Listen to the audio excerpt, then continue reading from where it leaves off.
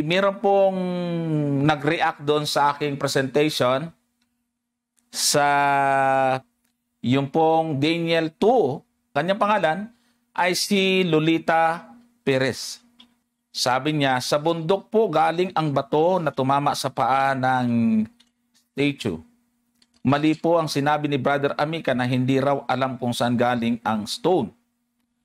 Pakikorek po siya, sabi niya. Tapos sabi pa niya rito, mali po yung sinasabi ni Brother Amica na yung bato raw na umiikot-ikot sa itaas daw, hindi raw alam kung saan galing. Sabi ni Brother Amica sa time na 57 minutes. Mali po yun kasi ang bato ay galing sa mountain at doon natipak at hindi umiikot-ikot na hindi raw alam saan galing tulad ng paliwanag ni Brother Amica. Tapos, ang sabi pa niya dito, paano po naging second coming yung pagtama ng bato sa paa ng statue? Sa bundok galing ang yung bato at hindi po sa langit. At sa second coming, counted na yung maliligtas pero sa vision, yung bato lumaki pa at naging bundok. Pwede po ba? Ano po bang meaning ng bundok? Diyan sa vision ni Nebuchadnezzar sa Daniel 2. Pakisagot po. Salamat. Okay. So, yan ho mga kapatid ang ating bibigyan ng comment ngayon.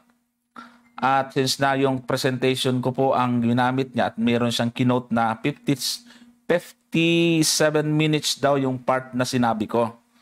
Okay. So, lagi tayong merong ina-apply ho dito na titingnan po natin yung context at para hindi po i-explain ng iba yung pong ating ginamit. Kaya ngayon, ipaparinig ko po yung part na nasa 57 minutes ng video. Ayan, ipaparinig ko na lang. Hindi ko na ipapakita yung Pangyarihang tao. Yung batong yon ay hindi basta ordinaryong bato. Yan o ay tumutukoy sa ating Panginoon. At sa kanyang kahariang itinatag doon sa langit. Kaya nga hindi malaman, nasa taas galing yung bato na umiikot hanggang sa nahulog at tumama doon sa larawan, sa paa. Yan, yung sinabi ko po doon na kaya nga hindi malaman ay pinakahulugan niya na ang ibig kong sabihin ay hindi ko alam kung saan galing yon. So, alam naman natin yon na galing nga doon sa bato. Kasi kung titingnan natin sa bandang unahan nito, mga kapatid, ay meron akong sinabing ganito.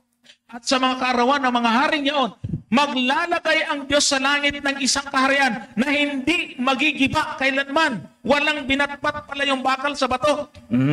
Mag-experiment kaya kayo bukas. Subukan mong pukpukin ng bato yung bakal. Ano kayong mababasag? Sa totoong buhay, hindi kaya ng bato wasakin ang bakal. Pero sa pangitain ito, naku, paano natin napatunayan, hindi kayang baguhin ng sino mang makapangyarihang tao. So, yun ang ibig ko sabihin na hindi maalaman, na hindi mo may paliwanag talaga eh. Pero mo naman kayang basagin ng bato yung bakal. So yun po yun. Pero hindi naman na ibig sabihin, hindi ko alam kung nagaling yun sa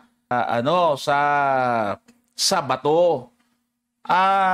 Mangyari, mga kapatid, ay siguro may kaninlaman ito sa paniniwala na ni kapatid na Lolita Perez. Malamang ito'y lalaki, gumamit lang ng pangalang babae, na baka siya po ay mayroong paniniwala na yung, kasi interesado siya sa bundok eh.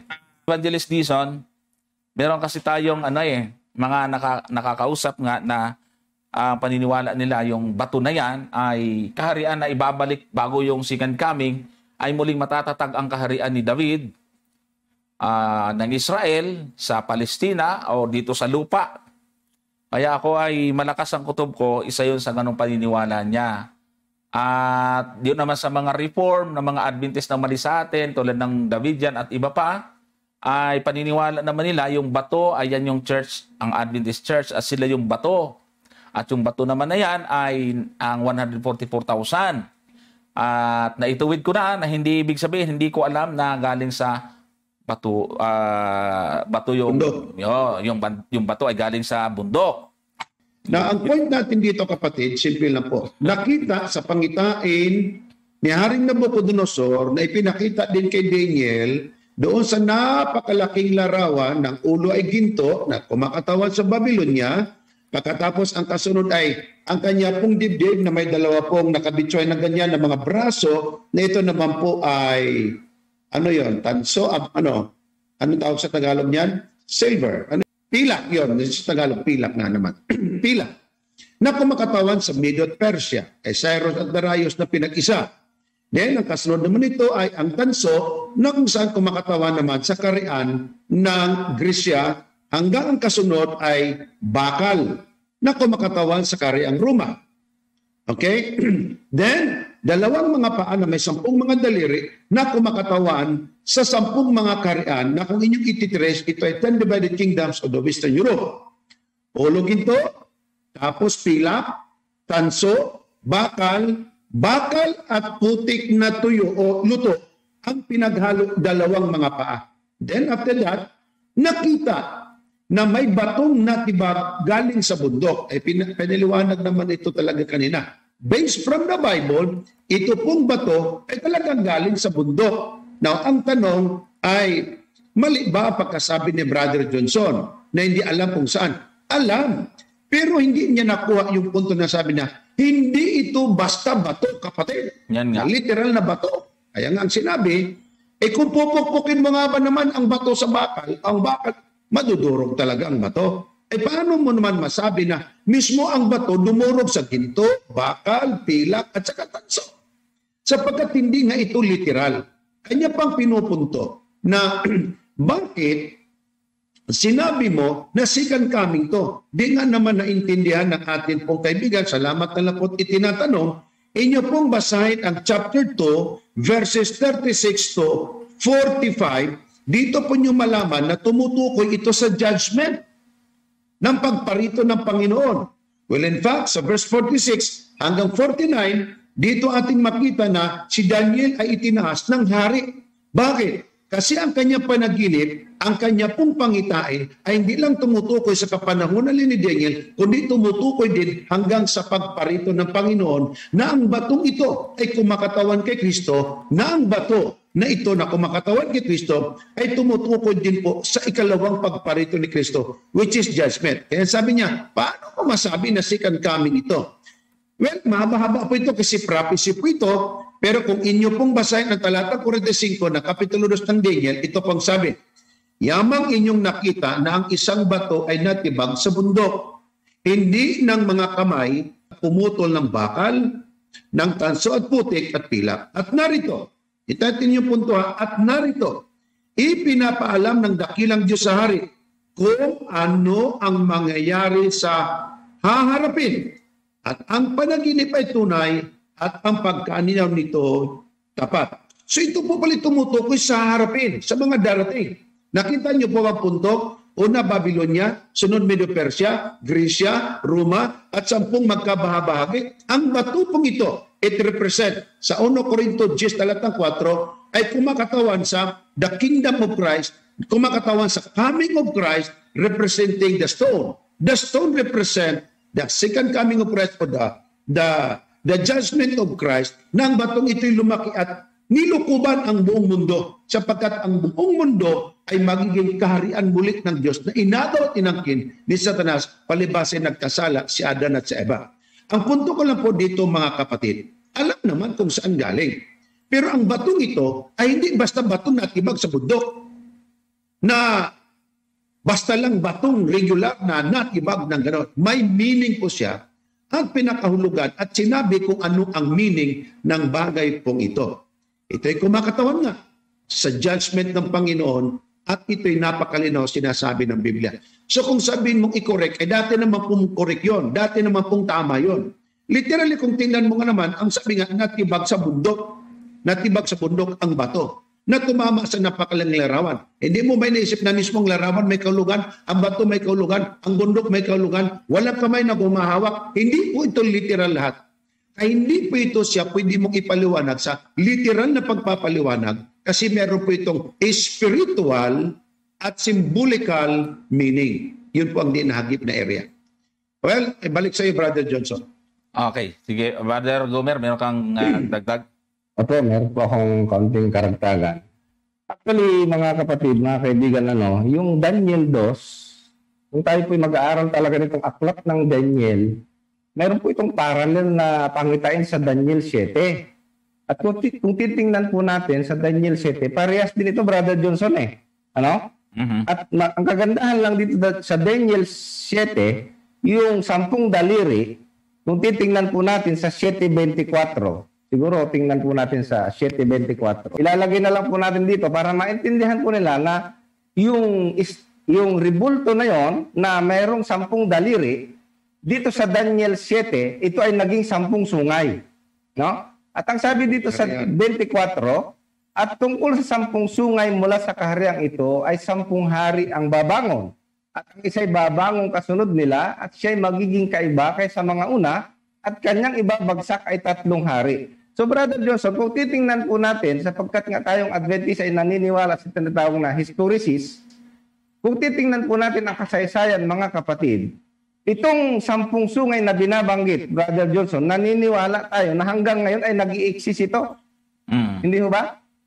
Nag-i-exist po ito, bagamat 7 na lang yung natitira, pero ito po existido hanggang ngayon.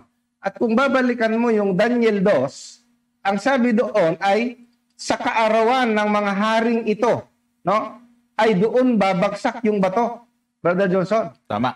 Kaya talagang tayo po ay naniniwala na ito ay talagang sa pagdating pa ng ating Panginoon, sapagkat itong kaharian na ito na 10 sungay ay naging 7 na lang sapagkat nabunot nga nung sumulpot po yung maliit na sungay. Pero kung babasahin po natin yung verse 26, ngunit ang kahatulan ay matatatag at kanila aalisin ang kanyang kapangyarihan upang patayin at ibuwal hanggang sa wakas. Sa verse 27 ay ganito, at ang kaharian at ang kapangyarihan at ang kadakilaan ng mga kaharian sa silong ng buong langit mabibigay sa bayan ng mga banal ng kataas-taasan.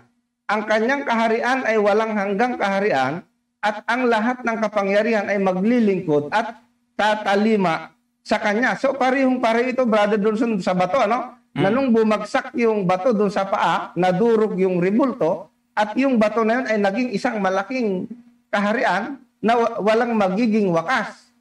Ganito rin po yung sinasabi dito sa 27. Ngayon ang tanong, sino itong kaharian na ito? At sino yung maghahari dito, mga kapatid?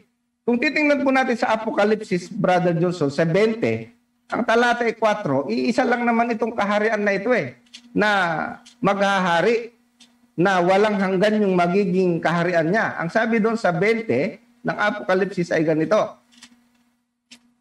Apokalipsis 20, ang talata ay 4. At nakakita ako ng mga luklukan at may mga nagsisiluklok sa mga tao. Ito. Sila pinagkalooban ng paghatol at nakita ko ang mga kaluluwa ng mga pinugutan ng ulo dahil sa patutuo ni Jesus at dahil sa salita ng Diyos. At ang mga hindi sumamba sa hayop o sa kanyang larawan man at hindi tumanggap ng mga ng tanda sa kanilang noo at sa kanilang kamay.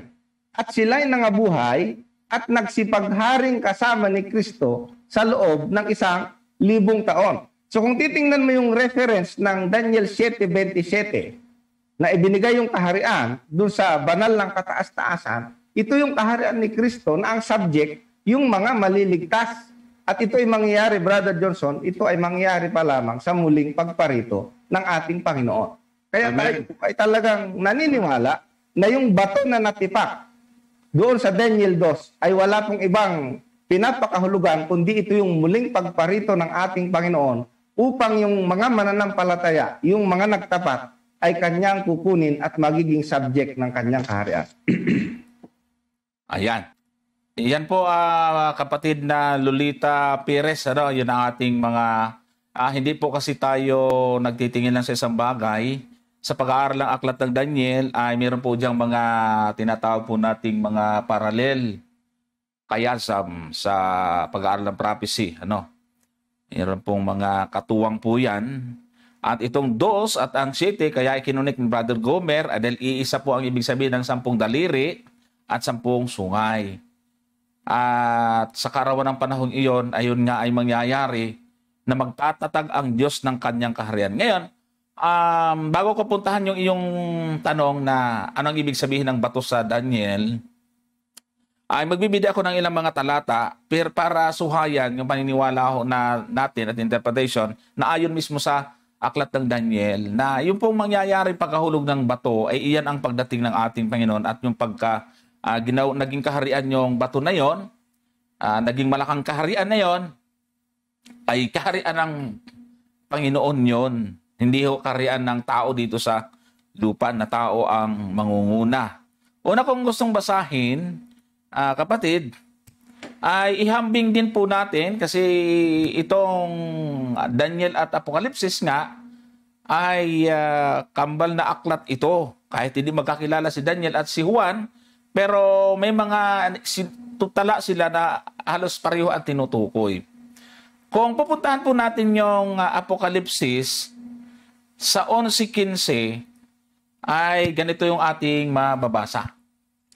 At humihip ang ikapitong anghel at nagkaroon ng malakas na tinig sa langit at nagsasabi, ang kaharian ng sanlibutan ay naging sa ating Panginoon at sa kaniyang Kristo at siya'y maghahari magpakailan-kailanman. Napansin po niyo yung salita dyan, yung kaharian ng sanlibutan ay naging sa ating Panginoon.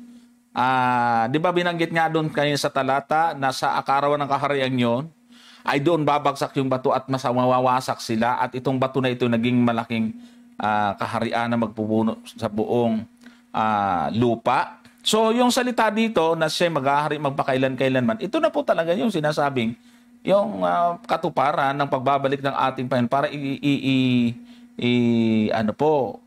maghari na nang walang hanggan ang kanyang kaharian. Kaya kung babalikan natin yung 2 ng Daniel at basahin po natin yung 44, ay naroon din yung idea, nandun din yung salita na yon. Tingnan natin, basahin natin.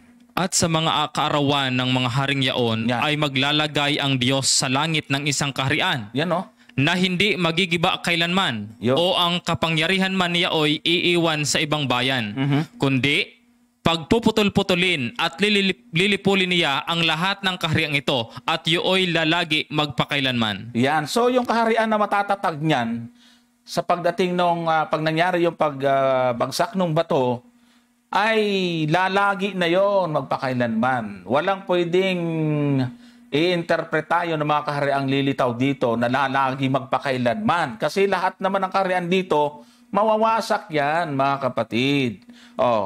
So, kung ang batong iyon ay isang kaharian, lang dito sa lupa, sabi kasi, pupunuin niya ang buong lupa. Paano mangyayari yon? Kung mayroon isang kaharian lang at doon lang sa Jerusalem o sa Palestina, hindi naman mapupuno niya yung buong lupa.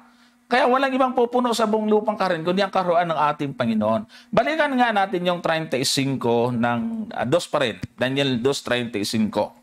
Nang magkagayoy ang bakal, ang putik na luto, ang tanso, ang pilak at ang ginto ay nagkaputol-putol na magkakasama at naging parang dayami sa mga giikan at tag-araw.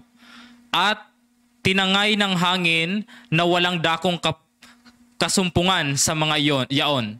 At ang bato na tumama sa larawan ay naging malaking bundok at pinuno ang buong lupa. Isipin mo yan kung hindi yan kaharian ng Diyos. Paano niya mapupuno ang buong lupa? Dito nga kahit anong gawin ng United Nations, di mapagkaisa yung nagpapagalingang mga bansa ngayon. Walang ibang pwedeng maging katuparan ito kundi talagang kaharian ng ating Panginoon. Okay, so binabanggit din ito sa Kapitulo 7 ng Daniel. Basahin natin yung 13 hanggang 14. Tingnan niyo po, yung mga salita po roon.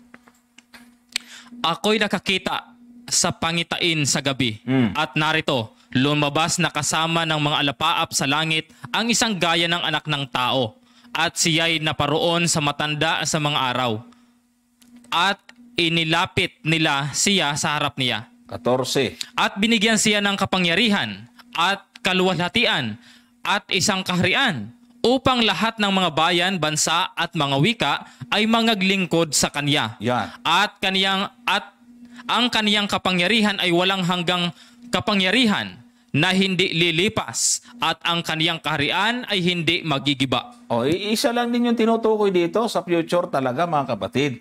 Pagka Diyos na ang naglagay ng kaharian, ang kaharian niyan ay hindi lilipas, hindi magigiba, lalagi magpakailan man. Kaya kung papansinin po ninyo, yung salita dyan na yung kaharian ay hindi magigiba kailanman, na nandito sa huling bahagi ng talatang 14, ayan o nandyan, at ang kanyang kaharian ay hindi magigiba, ay nandoon din yon sa 2:44 na involved doon yung bato. Tingnan nyo. At sa mga kaarawan ng mga haring yaon ay maglalagay ang Diyos sa langit ng isang kaharian na hindi magigiba kailanman. Yan, oh. O ang kapangyarihan man niya ay iiwan sa ibang bayan, kundi pagpuputol-putulin at lilipulin niya ang lahat ng kahariang ito at yaoy lalagi magpakailanman. So yung nasa talatang 7, malinaw po yan na talagang yan ay ang wakas at ang pag-i-establish ng Panginoon ng kaharian dito sa lupa na siya mismo ang nagtatag nito. Kaya kung ating ipagkukumpara yung 2:44 at 7:14, yung nakabold po dyan na maglalagay ang Diyos sa langit ng isang kaharian na hindi magigiba kailanman, binanggit din dito sa 7:14 na walang hanggang kapangyarihan na hindi lilipas at ang kanyang kaharian ay hindi magigiba. So hindi po pwedeng magkakontra at magkaibang tinutukoy dyan. Sa Kapitulo 7, talagang yun ang sinasabi po. At sa Kapitulo 2, ayun din po ang talagang sinasabing ng malinaw, mga kapatid. Kaya nga, kung babalikan po natin yung sa 13, sa 7:13, di ba 14 yung itong nandito, itaas natin sa 13.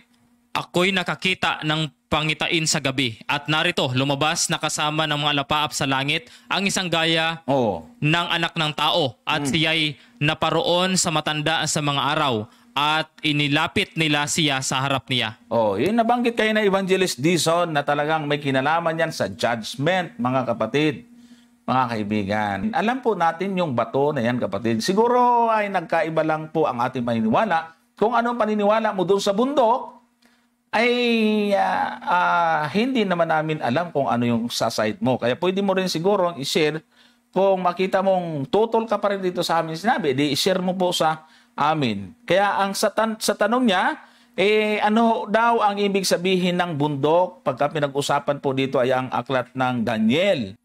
At ang second coming counted na yung magligtas pero sa vision, yung bato, lumaki pa at naging bundok. Pwede ano bang meaning ng dyan sa vision ni Nebuchadnezzar sa Daniel 2? Pakisagot po.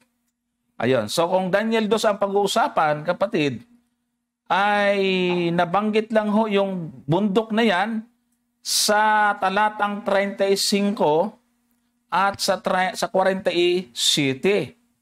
Sa 2:35, ang sabi dyan sa bandang huli, ay at ang bato na tumama sa larawan ay naging malaking bundok at pinuno ang buong lupa. So ibig sabihin, kung bundok ang pag-uusapan, yung sinasabi niyo, ito na rin yung sasagot.